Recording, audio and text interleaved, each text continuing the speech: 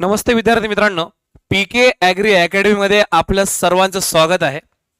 मित्रांनो, आज आपण महाराष्ट्र फॉरेस्ट सर्व्हिस एक्झाम या परीक्षेसंदर्भात आपण चर्चा करणार आहे व ह्या महाराष्ट्र फॉरेस्ट परीक्षेमध्ये विचारण्यात येणारे सर्व जे सायन्सचे प्रश्न आहे हे सर्व सायन्सचे प्रश्न आज आपल्या सेशनमध्ये आपण डिस्कशन करणार आहे. मित्रांनो, आपलं हे सेशन सुरू करण्याच्या पहिले सगळ्यात पहिल्यांदा आपण हे आपल्या परीक्षेचं स्वरूप समजून घेऊ. मी विशेष करून महाराष्ट्र फॉरेस्टच्या मुख्य परीक्षेबद्दल आपण या ठिकाणी चर्चा करूया. एक लक्षात घ्या, सुंजू नावाचा एक व्यक्ती होता चायनाचा. त्याने सगळ्यात एक महत्त्वाचं वाक्य सांगितलं होतं की आपण ज्या युद्धात जाणार आहे त्या युद्धाबद्दल आपला जो शत्रू त्याच्याबद्दल आपल्याला संपूर्ण माहीत पाहिजे.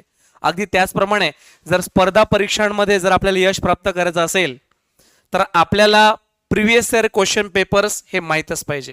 म्हणजे मागील वर्षीच्या प्रश्नपत्रिकांचं डिटेल ॲनालिसिस हे आपल्याला पूर्णपणे आलं पाहिजे. मग महाराष्ट्र फॉरेस्ट सर्व्हिसच्या प्रश्नपत्रिकांमध्ये विचारण्यात येणारे सर्व प्रश्नांचे आपण विश्लेषण आपल्या ह्या यूट्यूब चॅनलवर ही सिरीज आपण सुरू करतोय. त्यामध्ये मी आज तुम्हाला विज्ञानचे सर्व प्रश्न डिटेलमध्ये आपण डिस्कशन करूया. विद्यार्थी मित्रांनो, प्रिव्हियस इयर क्वेश्चन पेपरचा ॲनालिसिस केल्यामुळे आपल्याला एमपीएससीचा बदलता पॅटर्न कळतो. आपल्याला कुठपर्यंत वाचायचं आहे, कोणते पॉईंट सोडायचे हे आपल्याला कळतं. त्यामुळे प्रिव्हियस इयर क्वेश्चन पेपरचं ॲनालिसिस हे खूपच महत्त्वाचं आहे. आता आपण या फॉरेस्ट सर्व्हिस एक्झामिनेशनचं जर पाहिलं तर आपल्या ह्या फॉरेस्टच्या मेन्स एक्झामिनेशनमध्ये आपल्याला दोन पेपर बघायला मिळतात. एक पेपर नंबर 1 आहे. ह्या पेपर नंबर 1 मध्ये मित्रांनो तुम्हाला जिओग्राफी आहे, त्याचप्रमाणे तुम्हाला हिस्ट्री विचारलं जातं, त्याचप्रमाणे पॉलिटीवरती प्रश्न येतात, इकॉनॉमिक्स वरती प्रश्न येतात. असा एक जनरल हा पेपर असतो.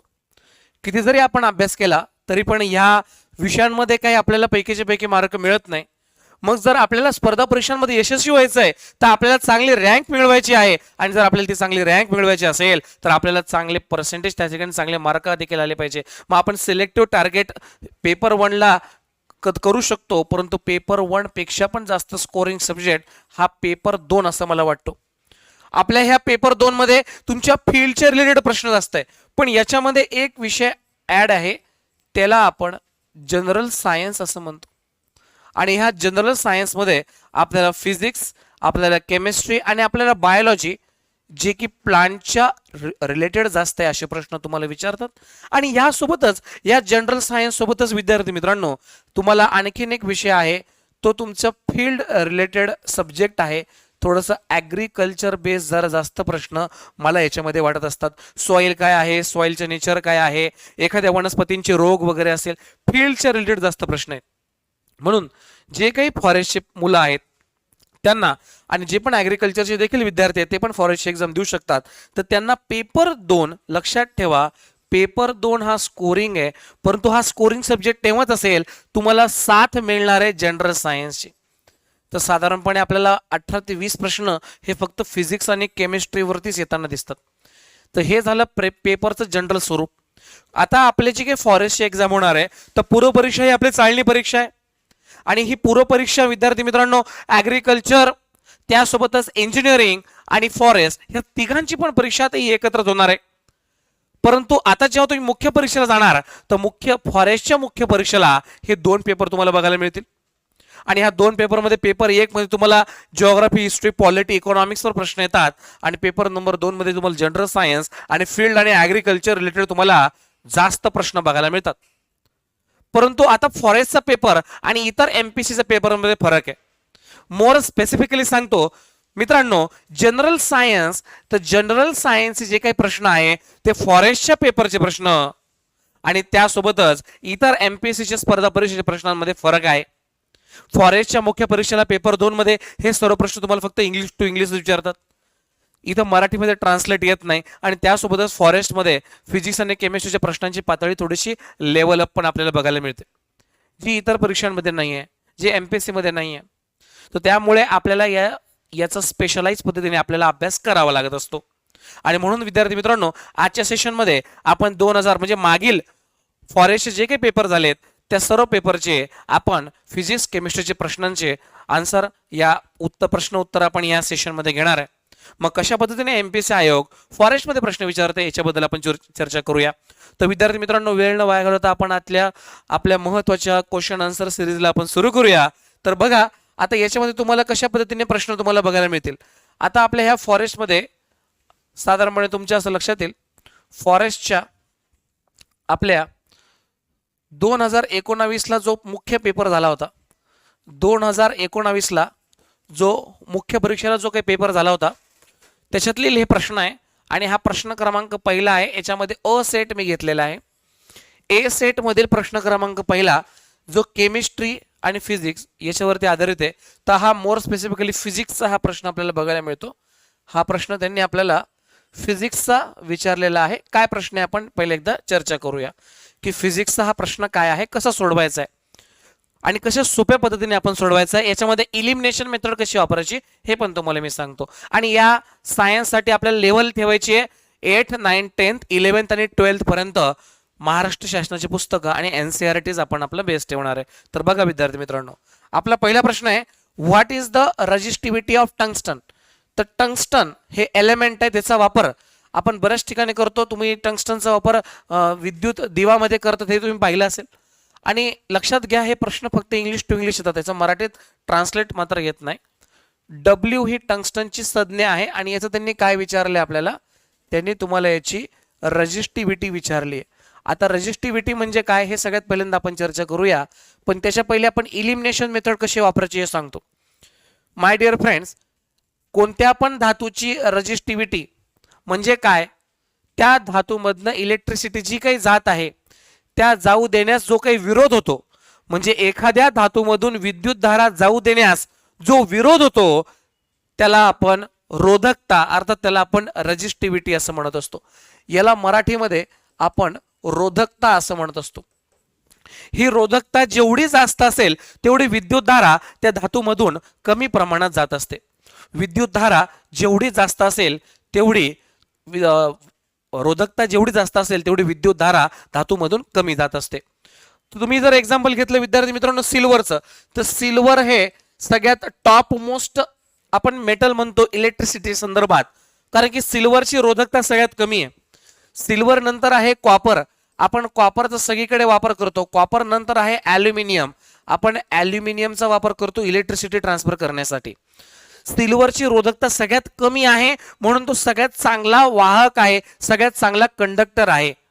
तर लक्षात ठेवा, रेजिस्टिव्हिटी जेवढी जास्त असेल तेवढं इलेक्ट्रिक करंट कमी फ्लो होणार आणि रेजिस्टिव्हिटी जेवढी कमी असेल तेवढी इलेक्ट्रिसिटी जास्त फ्लो होणार आहे.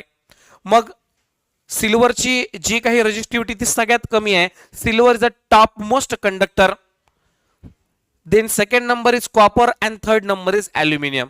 आता ह्या प्रश्नामध्ये त्यांनी तुम्हाला टंगस्टन विचारलंय.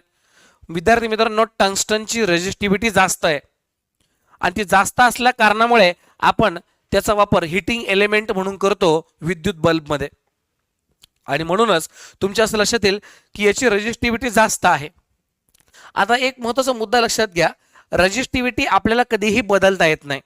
आपण कधी पण रेजिस्टिव्हिटी बदलू शकत नाही. याचा अर्थ काय झाला, याचा अर्थ एका धातूला एकच रेजिस्टिव्हिटी असणार आहे. आता प्रश्न आपण नीट बघू बघा. What is the resistivity of tungsten.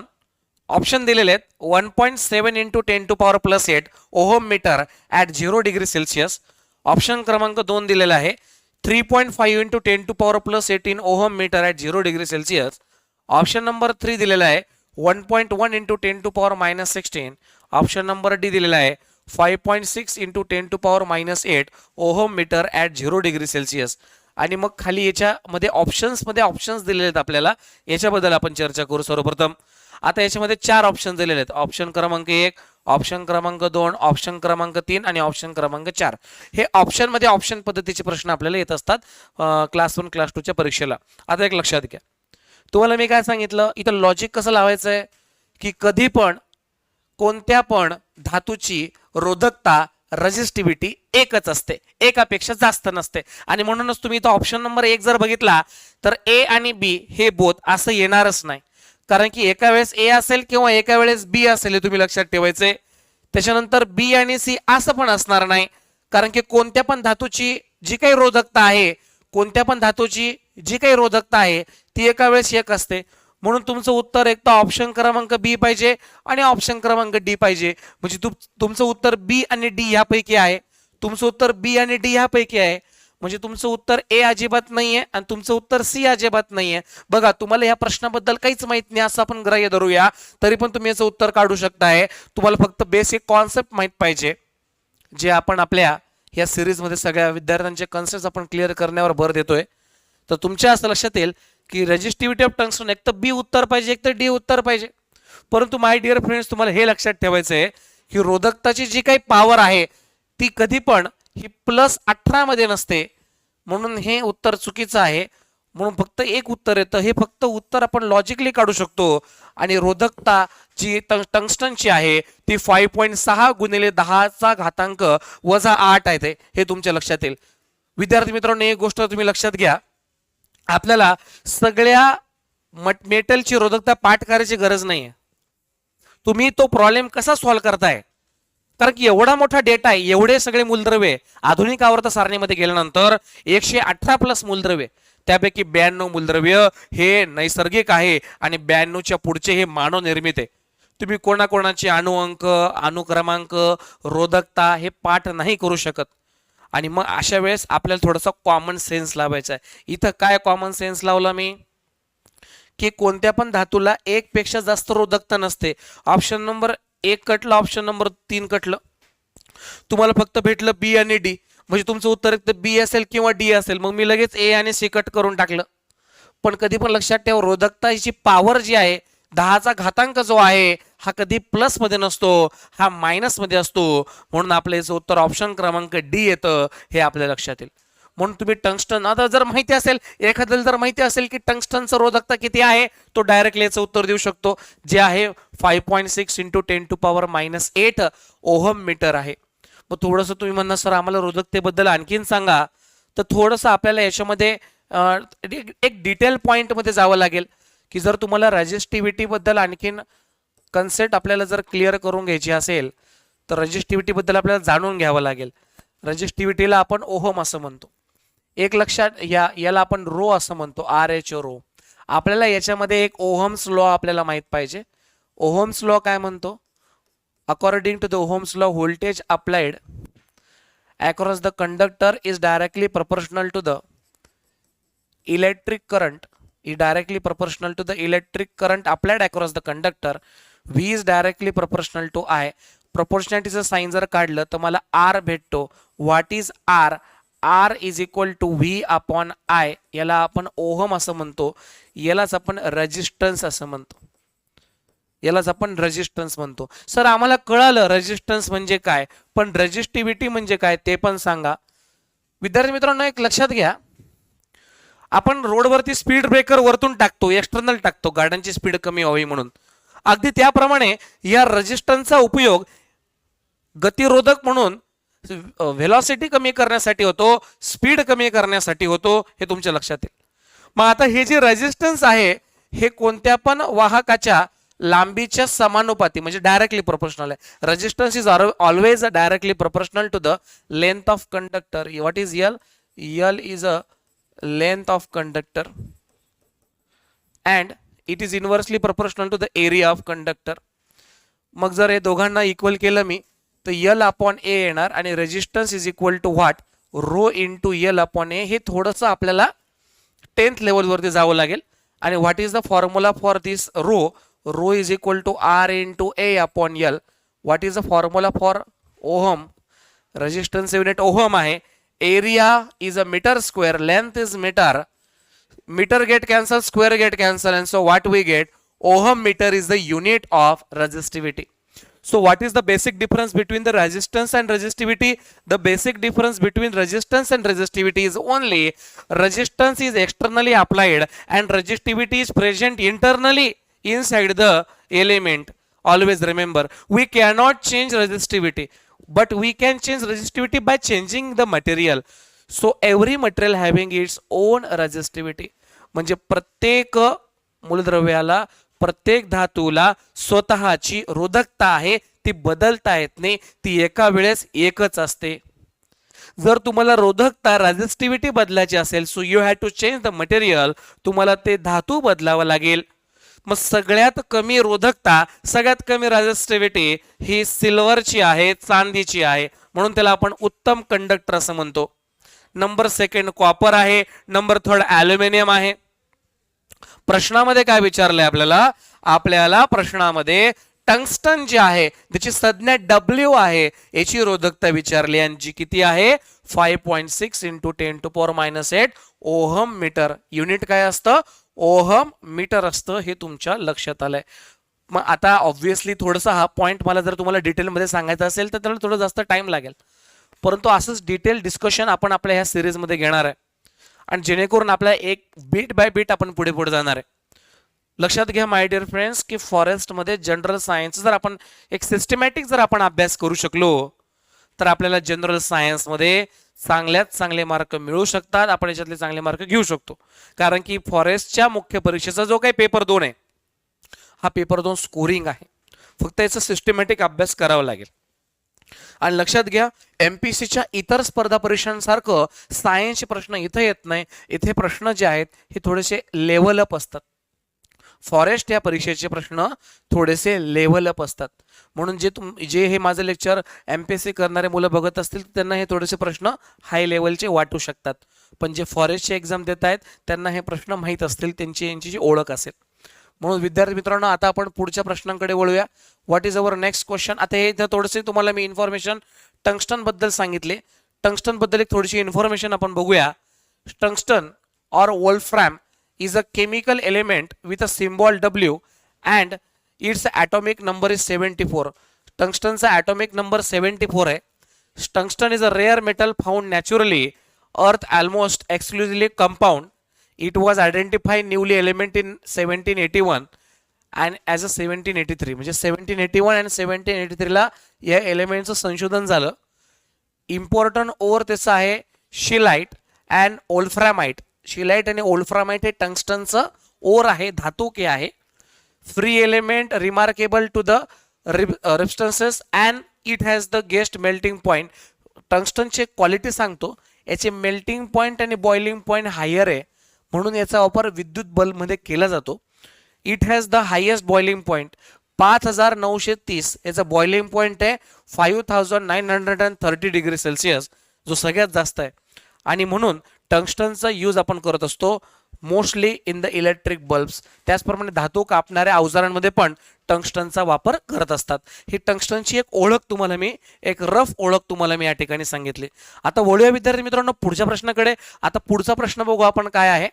बघा हा पुढचा प्रश्न पण फिजिक्सवर डिपेंडंट आहे. हा पुढचा प्रश्न फिजिक्सवर डिपेंड आहे आणि याचा टॉपिक जर तुम्ही बघितला, हा टॉपिक आहे इलेक्ट्रोमॅग्नेटिझम. हा टॉपिक आहे इलेक्ट्रोमॅग्नेटिझम. हा स्पेशल फिजिक्स मधला टॉपिक आहे. ह्यावर आधारित प्रश्न आपल्याला त्यांनी विचारलेला आहे. What is the question? An electric bell depends for its action on. Electric bell is depends upon which physical phenomenon. Electric bell कोणत्या फिजिकल फिनोमिननवर काम करते? आणि आपल्याला ऑप्शन्स दिलेले आहेत. A permanent magnet, reversal current, and electromagnet, and hammer and gong. मग अशा पद्धतीने सगळ्यात इम्पॉर्टंट त्याने इलेक्ट्रिक बेलचं फंक्शन विचारलेलं आहे आपल्याला. तर याचं करेक्ट आन्सर तुम्हाला बघायला मिळेल. It is a electromagnet. आता व्हॉट इज इलेक्ट्रोमॅग्नेट? जनरली तुम्हाला मॅग्नेट बद्दल माहिती आहे. तर मॅग्नेट बद्दल तुम्हाला सगळ्यांना माहिती आहे की मॅग्नेट जे आहे हे प्रेझेंट असतं अर्थमध्ये आणि मॅग्नेटला पोल पण असतात अशा पद्धतीने, नॉर्थ पोल आणि साऊथ पोल. तर याला आपण नॅचरल मॅग्नेट असं म्हणतो. It is called as natural magnet. But in 1820 ओरेस्टेडने असं सांगितलं, suppose it is a electric conductor and electric current is passing through the conductor, then around this conductor magnetic field is generated. मग electric current सुद्धा magnetic field तयार करू शकतो. Electric current, लक्षात घ्या, electric current produces magnetic field. Electric current produces magnetic field. मग जेव्हा पण इलेक्ट्रिक करंट जाणार तेव्हा मॅग्नेटिक फील्ड तयार होईल आणि ह्याच फिनोमिननला आपण इलेक्ट्रोमॅग्नेट म्हणतो. It is called as electromagnet. आणि इलेक्ट्रिक बेल्ट ह्या इलेक्ट्रोमॅग्नेटवरच काम करते. सो माय डिअर फ्रेंड्स, तुम्हाला दोन मॅग्नेट कळाले. Number first magnet is a natural magnet that is found in earth, and number second magnet is a natural magnet, and this natural magnet and this number second magnet is a artificial magnet, and this artificial magnet is known as electromagnet.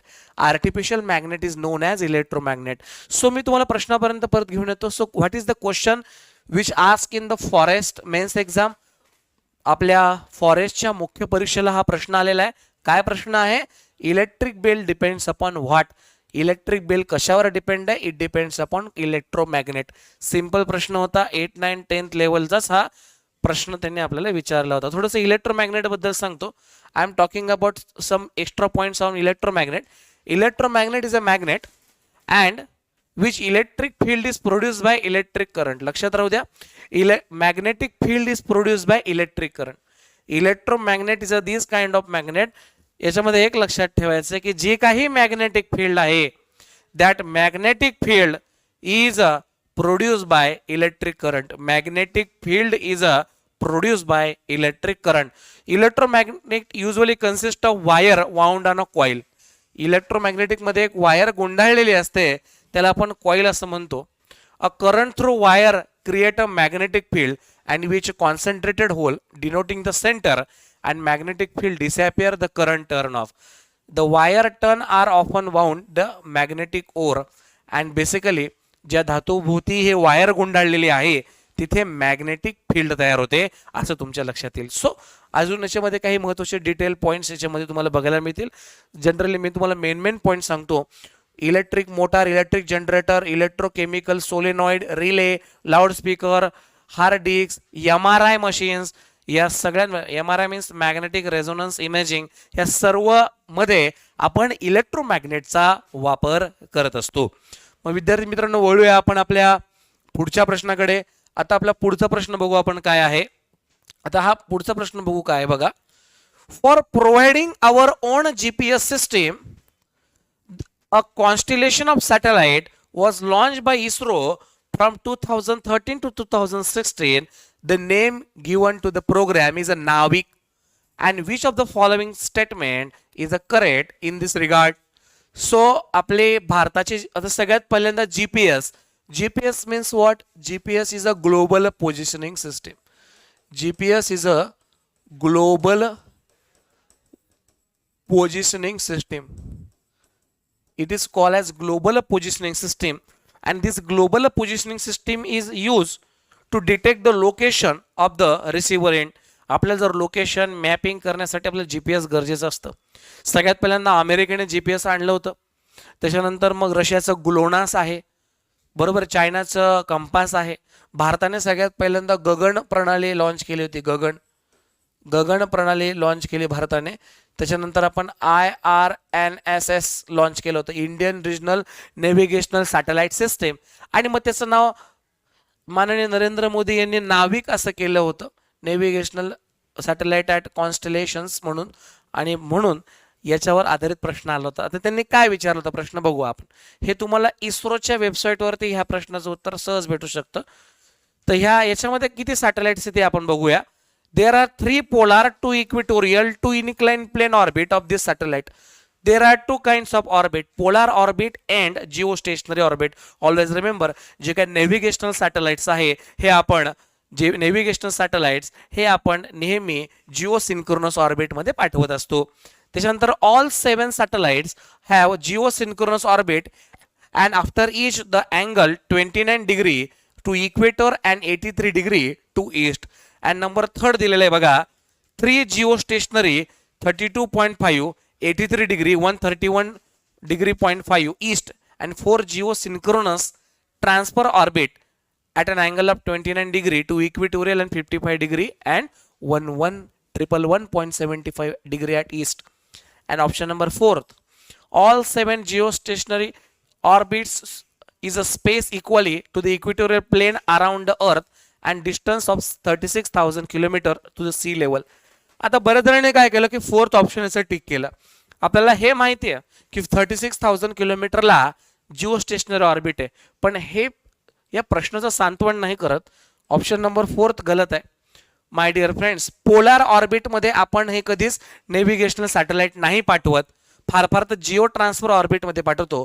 तर 2 आणि 3 याच्यापैकी आपलं उत्तर पाहिजे.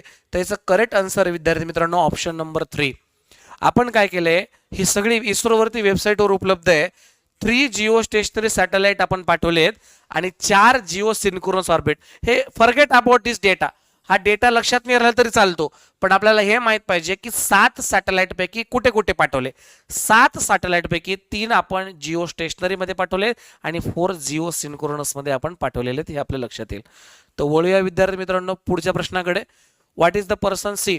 हा typically फिजिक्सचा प्रश्न त्यांनी विचारलाय.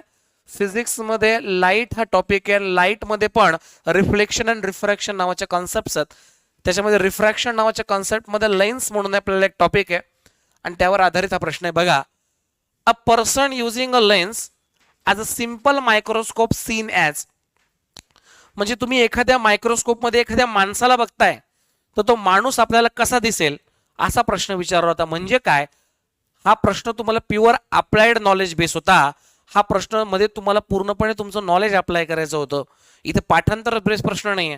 एक लक्षात ठेवा, फॉरेस्ट सारख्या एक्झामला तुम्हाला पाठांतर किंवा रट्टा बेस प्रश्न येत नाही. या पेपरला तुम्हाला कन्सेप्च्युअल प्रश्न खूप जास्त विचारतात. सो आता इथे काय दिलंय बघा, एखादा व्यक्ती आहे तो तुम्हाला लेन्स मध्ये कसा दिसतो, अपराइट व्हर्च्युअल इमेज दिसते का, अपराइट रिअल इमेज दिसते का, इन्व्हर्टेड व्हर्च्युअल इमेज दिसणार का, का इन्व्हर्टेड रिअल इमेज दिसेल तुम्हाला, ते हे आपल्याला त्यांनी विचारलेलं आहे.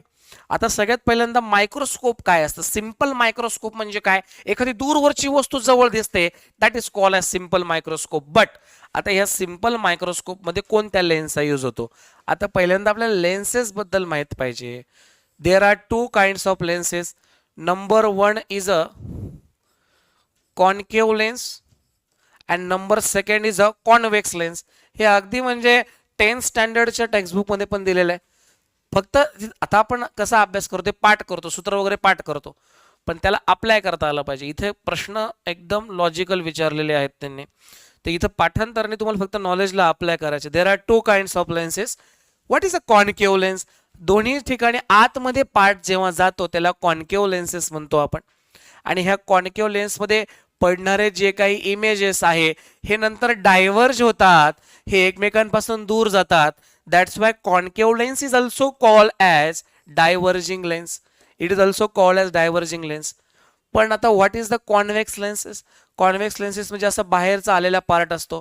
And whatever the incoming radiation or rays are falling on the convex lenses, हे सगळेचे सगळे या ॲक्सिस पॉइंट वरती एका ठिकाणी जमा होतात. त्याला आपण फोकस पॉइंट म्हणतो. जेव्हा all radiations are coming, all rays are coming at a single point is called as focus point. So whenever our purpose is a magnification. जेव्हा पण आपल्याला मॅग्निफिकेशन करायचं आहे, एखादी दूरवरची वस्तू जवळ बघायची असेल, तर ऑब्व्हियसली आपण कॉन्व्हेक्स लेन्सेसचा वापर करणार आहे. आपण कॉन्व्हेक्स लेन्सेसचा वापर करतो दूरची वस्तू जवळ दिसण्यासाठी. सो ऑब्व्हियसली सिंपल मायक्रोस्कोपमध्ये आता मायक्रोस्कोपचे पण 2 प्रकार आहे. सिंपल मायक्रोस्कोपमध्ये एकच लेन्सचा वापर होतो आणि कंपाऊंड मायक्रोस्कोपमध्ये आयपीस आणि ऑब्जेक्टिव्ह असे 2 लेन्सेस असतात, ते पण दोन्ही कॉन्व्हेक्स असतात. तो सिंपल मायक्रोस्कोपमध्ये कॉन्व्हेक्स लेन्सेसचा वापर केलेला आहे, हे तुमच्या लक्षात येईल. आता कॉन्व्हेक्स लेन्समध्ये एखाद्या व्यक्तीची इमेज कशी तयार होईल हे आपण समजून घेऊ. समजा हा व्यक्ती खूप जास्त दूर उभा आहे असं समजू आपण. तर तुमच्या असं लक्षात येईल, जर एखादा व्यक्ती दूरवरती उभा असेल तर त्याची इमेज जी आहे, समजा हा ऑब्जेक्ट आहे आपला ए बी, तर त्याची जी इमेज आहे ती आपल्याला व्हर्च्युअल आणि अपराइट इमेज दिसेल. इन्व्हर्टेड नाही दिसणार, ती आपल्याला व्हर्च्युअल आणि अपराइट. व्हर्च्युअल म्हणजे आभासी आणि अपराइट म्हणजे उभे. तर काही ठिकाणी वेळेस इमेज उलटी दिसते, त्याला इन्व्हर्टेड म्हणतो आपण. सो सिंपल मायक्रोस्कोप मध्ये मी तुम्हाला परत प्रश्नापर्यंत घेऊन येतो. प्रश्न काय, a person using a lens as a simple microscope seen as. मग सिंपल मायक्रोस्कोप मध्ये तो पर्सन आपल्याला व्हर्च्युअल अपराइट दिसेल. पहिलाच ऑप्शन आहे, अपराइट व्हर्च्युअल इमेज दिसेल. सो इथे 2-4 कॉन्सेप्ट तुम्हाला एकत्र आणायचे, फिजिक्स आणि केमिस्ट्रीचा तुम्हाला या ठिकाणी खूप डिटेल एक 12th लेवलचा तुम्हाला अभ्यास पाहिजे, तेव्हा ह्या क्लास 2चे जे काही पेपर 2 आहे त्याच्यातले प्रश्न आपल्याला जमतील. पण याचा फायदा असा की एकदा जर तुम्ही याचा अभ्यास करून घेतला ठरवले, तर तुम्हाला पेपर 2 हा सगळ्यात जास्त स्कोरिंग आहे. आणि त्यातले बाकीचे तर प्रश्न तुमच्या फील्डचेच आहेत, त्यासोबत जनरल सायन्स पण आपल्याला दिलेले आहेत. पण आता होतं काय, अडचण काय होते की आपल्याला फिजिक्स आणि केमिस्ट्रीचे प्रश्न थोडे जमत नाही. पण डोंट वरी, आपल्या ह्या पीके ॲग्री अकॅडमीवरती तुम्हाला याचं सगळं स्पष्टीकरणची सिरीज तुम्हाला चालू होते, ही तुम्हाला भेटत आहे. तर त्याच्यामुळे एकदा वन टाइम इन्व्हेस्टमेंट फक्त फिजिक्स आणि केमिस्ट्री, याचा जर तुम्ही डिटेलिंग अभ्यास केला तर तुम्हाला हे प्रश्न खूप सोपे जातात. फक्त तुम्हाला कन्सेप्ट अप्लाय करायचे आहेत. लक्षात घ्या, आपण सोपं सोपं वाचलं, खूप वाचलं त्याला उपयोग नाहीये. जे एक्झामला येत आहे नेमकं ते वाचलं त्याला जास्त फायदा आहे. That's why previous year question पेपरचा अनालिसिस खूप इम्पॉर्टंट आहे. सो